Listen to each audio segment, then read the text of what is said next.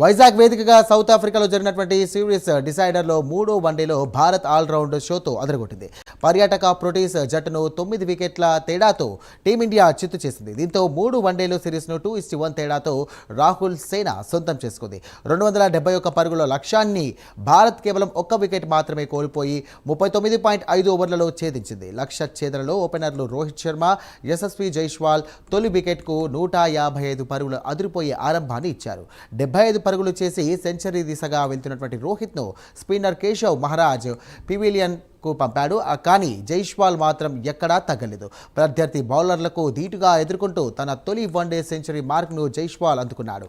121 బంతుల్లో 12 ఫోర్లు అలాగే 2 సిక్స్లతో 116 పరుగులు చేసి అజేయంగా నిలిచాడు. ఇక రోహిత్ అవుట్ అయ్యాక క్రీజుల్లోకి వచ్చినటువంటి విరాట్ కోహ్లీ ఆకాశమే హద్దుగా చెలరేగాడు. సఫారీ బౌలర్లను కూడా ఉతికారేశాడు. కేవలం 45 బంతుల్లోనే 6 ఫోర్లు 3 సిక్స్లతో 65 పరుగులు తీసి మ్యాచ్ను ఫినిష్ చేశాడు. సౌత్ ఆఫ్రికా బౌలర్లలో మహారాజ్ ఒక్కడే 1 వికెట్ సాధించాడు.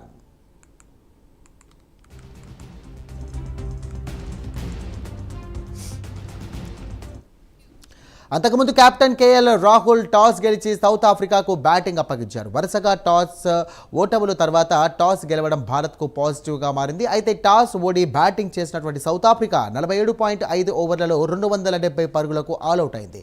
ప్రొటీ స్టార్ ఓపెనర్ క్వాంటైన్ డికాక్ సెంచరీతో సత్తాచాటగా కెప్టెన్ బవుమా 48 పరుగులతో రాణించాడు. అయితే బవుమా తర్వాత మరో బలమైన భాగస్వామిని నమోదు చేయడంలో దక్షిణాఫ్రికా విఫలం కావడంతో సిరీస్లో తొలిసారి 300 పరుగుల కన్నా తక్కువకి ప్రోటీస్ పరిమితమైంది.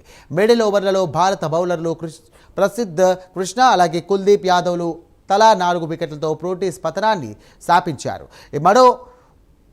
మూడో వన్డేలో విజయంతో భారత్ 2-1 తేడాతో సిరీస్ సొంతం చేసుకోగా ఫైనల్లో సెంచరీ చేసిన Bharat opener Yashasvi Jaiswal player of the మ్యాచ్గా లభించారు.